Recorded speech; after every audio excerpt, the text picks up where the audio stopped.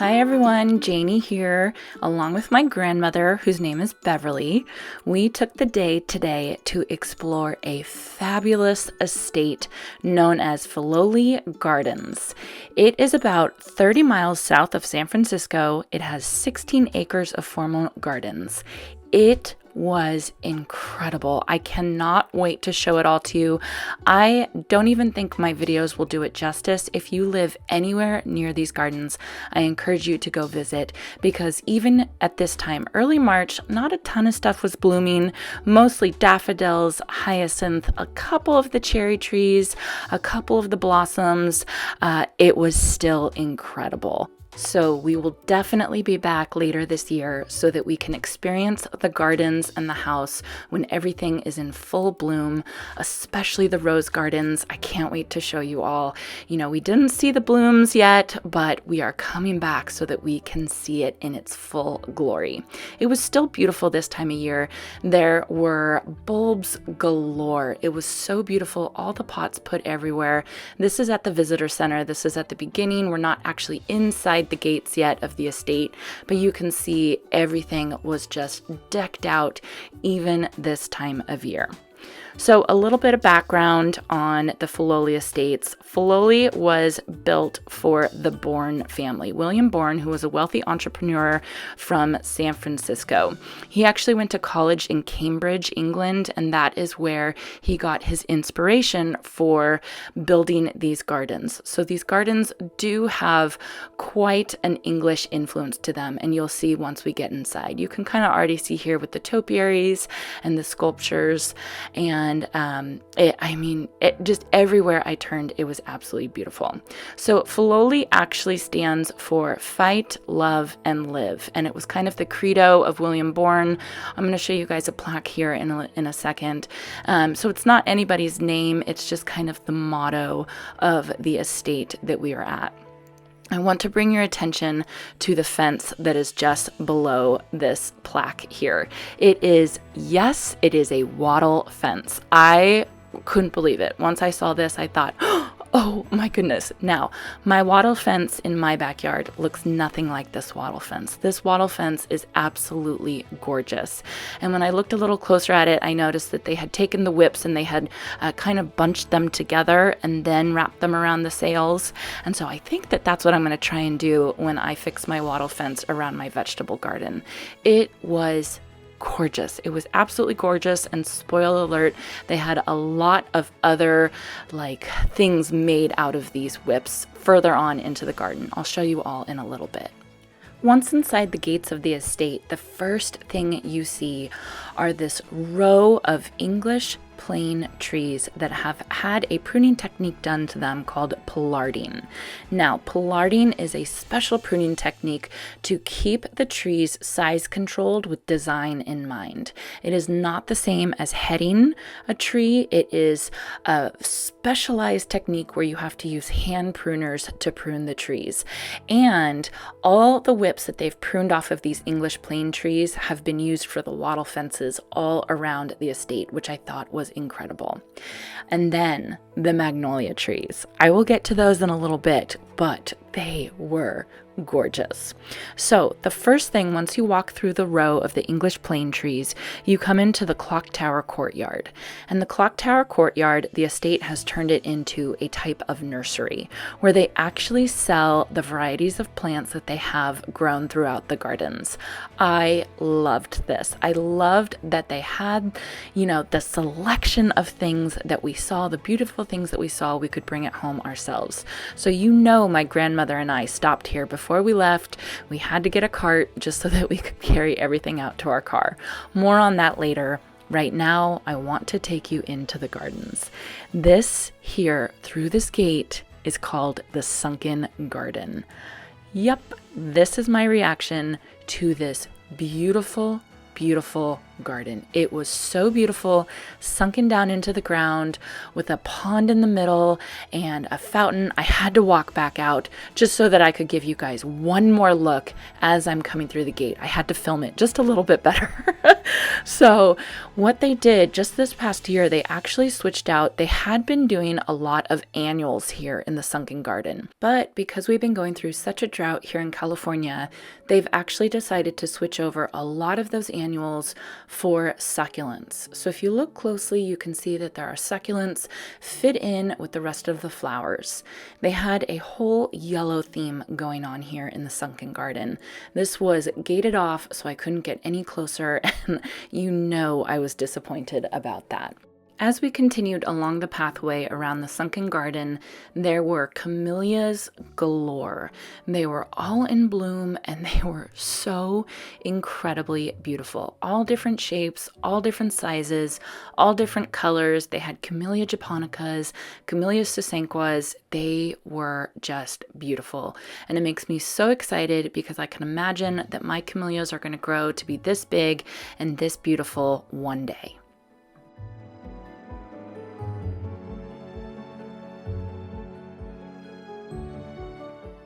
Just next to the sunken garden is a little building called the garden house. And I peeked into the windows here, and when I saw that the doors were open, let's just say I got a little excited. I was trying to slow down and get video of everything, but I have to apologize for my filming technique here because I was a bit anxious to get in that garden house. This is Clematis armandii snowdrift. I actually have this plant in my garden as well. I love it. It smells so good. And then over here you can see this view of the sunken garden. You can see all that gorgeous yellow. Those in the ground, those are daffodils. I'm pretty sure they're tete-a-tete daffodils because they had those for sale in the nursery center in the clock tower courtyard. So you can see they had pots of yellow hyacinths, pots of succulents, pots of dusty miller. It was absolutely beautiful. And then lined with that hedge, I just loved it. All right. Now to the important stuff. That is this garden house. My grandmother was sitting there waiting for me to come. It was amazing. I can just imagine Mrs. Bourne, the wife of the estate owner, just having tea and reading a good book in here and just enjoying the sunlight streaming through the windows. The gardens had pots of hyacinth and daffodils and magnolia trees just going into bloom. Oh, you guys, it was amazing. They had these incredible peacock chairs there in the corner. And then these interesting plants called Edgeworthia. I want these. I don't know anything about them. I have to look into them, but they had 2 pots in this garden house and then 2 more, I think 2 more, maybe more than that, outside in the gardens outside. So I just have to research them just a little bit more and see if I can grow them in my own garden. More Camellia japonica, more Edgeworthia right here. You guys, it was absolutely incredible.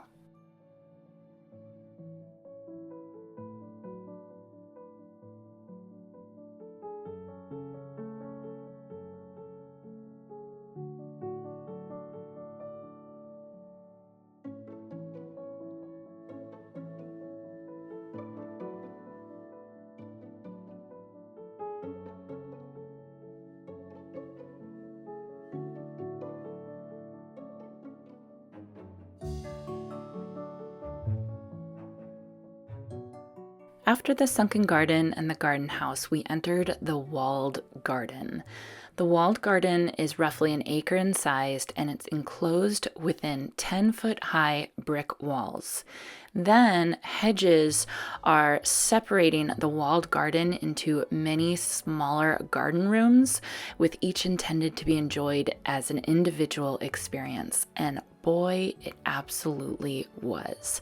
There were incredible hedges. You can see they're not all greened up yet for the season, but you can see the structure, and it was beautiful.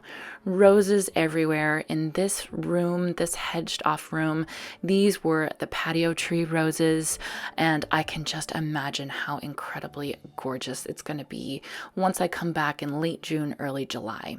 I had to show you all this edging that they used with those whips from those English plane trees. I this was just so incredibly beautiful and natural and smart. I want to try the same thing in my garden, of course. On the other side of the walled garden, you can see here more pathways, more plantings enclosed with hedges. Here the birdies were taking baths in the puddles from the rain earlier that day. And then there's this gorgeous reflecting pond with a little fountain in the middle. But the vista up to the left, I'm going to show you guys a view right here. It was just these raised terraces. It was so incredibly beautiful. I can't even describe how gorgeous it really was. Within the walled garden is also what they call their Dutch garden, and the entrances are flanked with what I think is more of that Edgeworthia that I saw before, and then that beautiful fence made out of more of those whips from those English plane trees. This is a newish installation for them. They are perennial hellebores, and they did this again in an effort to save water, because of course perennials take less water to establish than annuals. They had hellebores in shades of purple and cream and lime green, along with daffodils interspersed in between, and the combination was beautiful. These hellebores, they of course sold in the clock tower courtyard, and spoiler alert, my grandmother and I did purchase them, and I am so excited to own a Filoli Garden hellebore. They had this beautiful, I'm going to call it a camellia tree because it was so tall, and the color of the camellia blooms were just gorgeous, you guys. I don't have enough words to describe how beautiful everything was here at these gardens.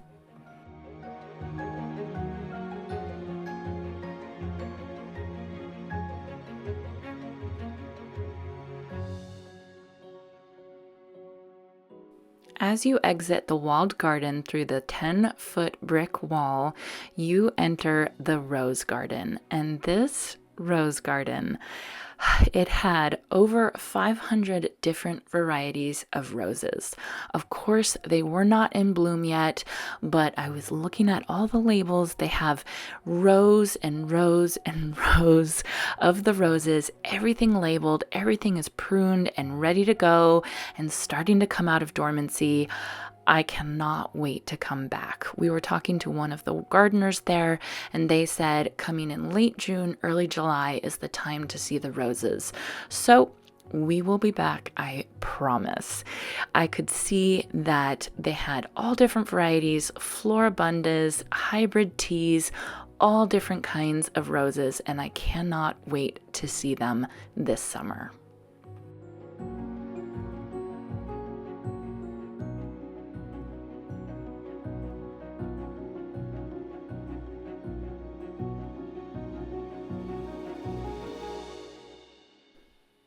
I also asked the gardener about these weeping cherry trees. I love them. I love their size. I love everything about them.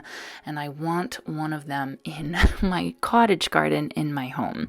So she again helped us out. She identified them as pink cascade weeping cherries.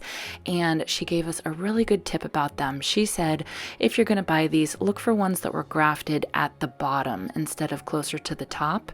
Because when you buy ones that are grafted at the top, they tend to have crazy branches that stick straight up, as opposed to if they're grafted at the bottom, they will have more of that weeping habit and you don't have to prune them as much, which I thought was a wonderful tip. Then you can see they have pruned their rosemary incredibly. Yes, this is rosemary with the purple blooms, and they've pruned it into these little lollipops, which I just thought was too cute. I thought for a second doing it myself, and then I thought, nope, probably too much work. More of the whips shaped into, I think those are little peony cages. And then we go into the vegetable garden. Oh my goodness. So Carolyn Fulgham Butcher Vegetable Garden. I have to look up who she is. I'm not totally sure. I was drawn to this iron gate with these vegetables. Look at this thing. Look at this thing. I mean, handcrafted, so incredibly beautiful. Can you imagine having that as the entrance to your vegetable garden? They had everything you can imagine for winter vegetables, particularly these beautiful artichokes right here that were held up. Again, you can see a theme here by more of the whips formed into a lattice. It was gorgeous.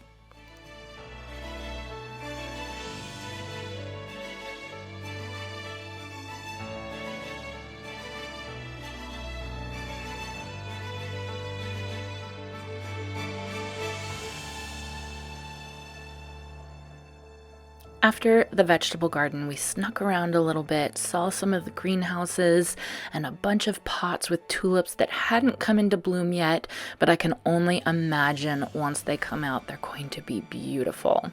This garden right here is actually the cutting garden. It's a cut flower garden, and it is where the estate gets most of their flowers for their bouquets inside the main house.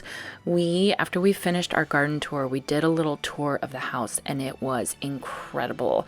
These people lived like royalty. It was amazing to see, and pretty much every corner of every room had a fresh cut bouquet of flowers. And during the season, most of those flowers come from this cutting garden right here, which is amazing. I cannot wait to come back in a little bit and see this cut flower garden in full bloom. We then continued on. They had this little alleyway with these yews. I think they were yews.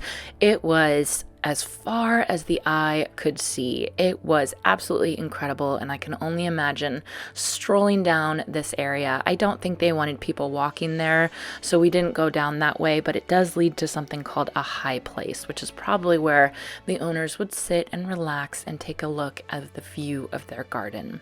In the meantime, my grandmother and I were enjoying this garden orchard.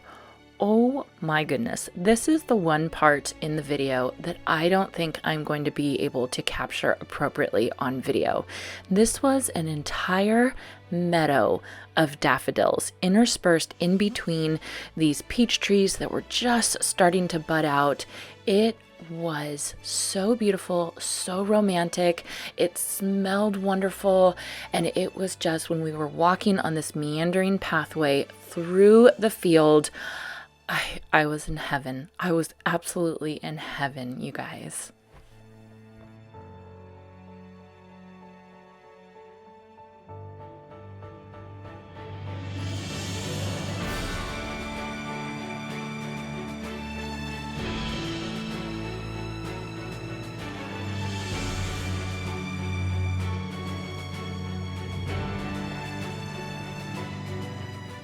Yes, that is a real bird enjoying the meadow along with us.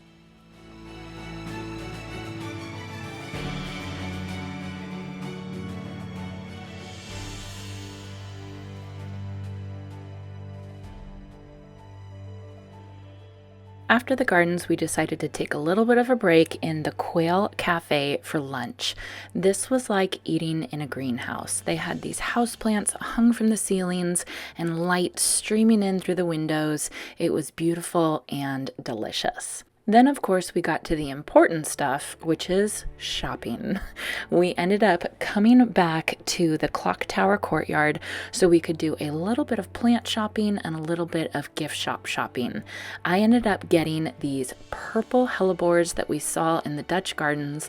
I got one for myself and one for my grandmother. It is her birthday next week, so I thought this was the perfect present for her.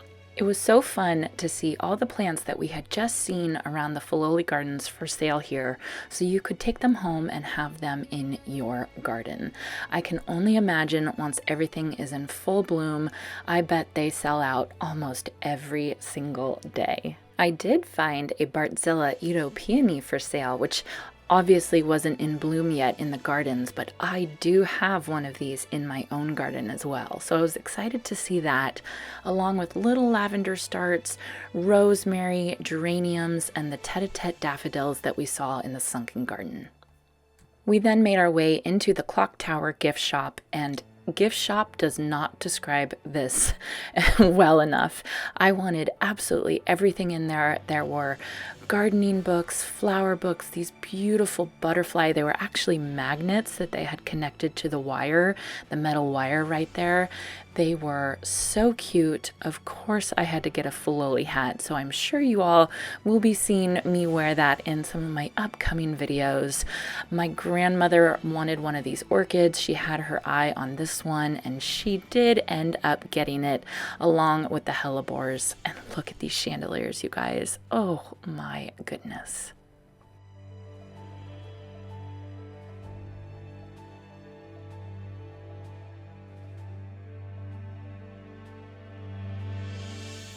The courtyard is, of course, just off of the main house, and right here is the house, the front courtyard, that had these gorgeous magnolia trees in bloom. They were so incredibly beautiful, and everyone there was using them as a photo opportunity. So of course, my grandmother and I had to join in. I'm not going to do a tour of inside the house just because this video would be way too long, but I encourage you to go see it yourself if you have the opportunity. This estate was incredibly beautiful, and I'm excited to go back already and see what the next season has in store.